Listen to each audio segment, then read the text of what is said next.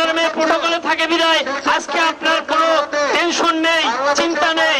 আর কবে আমাদের দেশের যারা দেশ পরিচালনার ভার নিয়েছেন, যারা সরকার প্রধান আছেন, তাদের কবে আর বিবেকের চোখ খুলবে? আর কত দর্শন হলে, আর কত মা বোন মরলে তাদের চোখের বিবেকের চোখ খুলবে? আমার প্রশ্ন তাদের কাছে।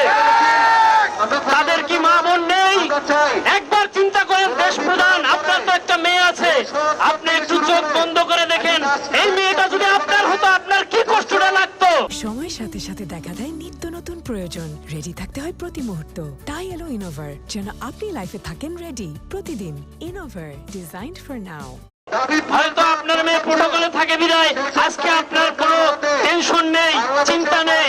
যদি আজকে এটা আপনার হতো কেমন লাগতো একবার চিন্তা করেন।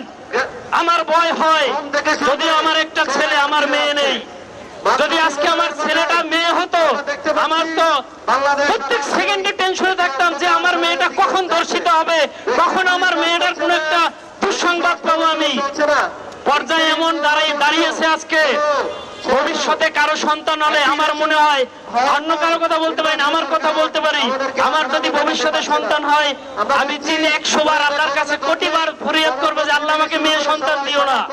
কারণ আমি সবসময় ভয়ে থাকবো আমার মেয়েটাকে আমি নিরাপত্তা দিতে পারবো না। কি করে আমার মেয়েটাকে আমি নিরাপত্তা দেবো? আজকে যদি এরকম রামিসার মতো, আসিয়ার মতো বাচ্চা বাচ্চা মেয়েরা ধর্ষিত হয়, এই দেশের মেয়েদের কি মূল্য আছে? কি মূল্য আছে? এই বললে আমার বক্তব্য শেষ করতে অত্যন্ত দুঃখের বিষয়, পরিতাপের বিষয়। আপনারা সবাই সজাগ হন, এই নিরীহ শিশুদের বিচার করেন।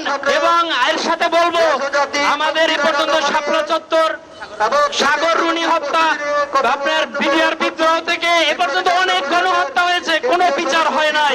যে কারণে দর্শকরা, খুনিরা বারবার সুযোগ পায়, বারবার এরকম অন্যায় করার সুযোগ পায়।